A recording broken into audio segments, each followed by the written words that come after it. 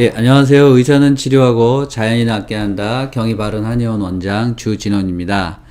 여러분께서 보시고 계시는 이 사진은 드라마에서 주인공이 엘리베이터 안에서 이제 공황 발작이 나타난 것이죠. 그래서 괴로워하고 있는 이제 장면입니다.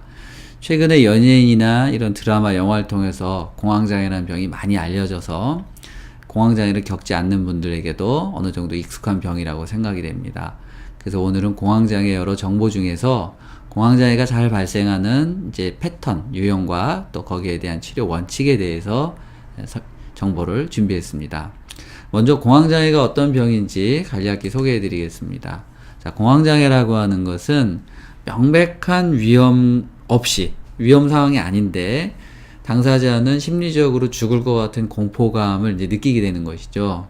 그러면서 몸에서는 그 공포감에 따른 신체 반응이 나타나죠. 급격하게. 그리고 이런 반응이 없을 때는 이런 공황 발작이 또 나타나면 어떡하지? 라는 불안감을 이제 가지게 되는 것이죠. 예기불안이라고 합니다. 그래서 일부 공황장애 환자들 중에서 공황 발작은 가라앉았는데 이 예기불안을 가지고 계속 계시는 분들이 있습니다.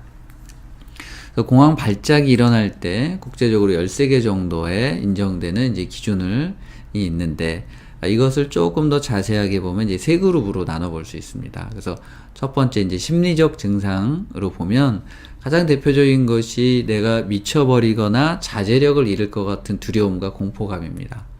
그래서 이 공황장애를 겪게 되면 내가 미친 거 아니야? 또는 미쳐가고 있나라는 생각이 이제 들게 되고요. 거기에 따라서 내가 정신줄을 놓으면 어떡하지라는 이제 불안과 공포를 가지게 됩니다. 그리고 이제 이런 급격한 신체 증상, 뭐 질식감이나 심장이 뛰는 것 때문에 이러다 심장이 터지면 어떡하지? 숨이 막히면 어떡하지? 이제 이런 이제 공포감을 가지게 되죠. 그리고 통상 초기보다는 이제 중간이나 뒤에 가서 나타나는 경우가 많은데 공황장애에서 나타나는 아주 독특한 현상이죠. 그 2인증이라고 합니다. 2인증이라고 해서 이건 겪어보지 않으면 이게 설명하기가 조금 어려운 부분이 좀 있습니다. 뭔가 낯설어지고 비현실적인 느낌이 드는 거죠. 그리고 이제 신체적 증상으로는 우리가 보통 이것들이 공황장애 환자들을 응급실로 뛰어가게 만드는 것인데 대표적인 게 이제 심장이 벌렁거리는 거죠. 막 150번씩 뛰기 때문에 내과로 가게 되고 뭐 여러 가지 심장 검사를 하게 만드는 요인이 됩니다. 그러다 보니까 가슴도 압박해서 압박감을 느끼거나 아프게 느끼기도 하고 또 손이 떨리고 뭐 오한감, 땀이 나거나 이런 것들이 생기고 또 우리가 100m 달리기를 하고 나면 숨만 찬 게 아니라 때로는 막 이렇게 헛구역질 나는 경우가 있죠. 그런 증상이 또 공황장애 이 발작에서도 나타나는 경우가 있습니다. 그리고 이제 주관적 증상으로는 실제로 벌어지진 않지만 환자가 그렇게 느끼는 것인데요.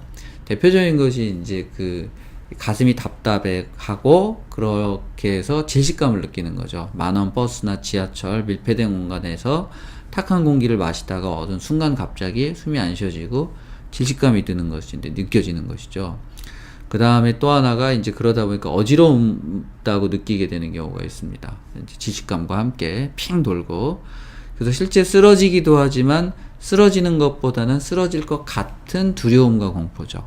그래서 그런 증상들이 또 나타나게 되고요.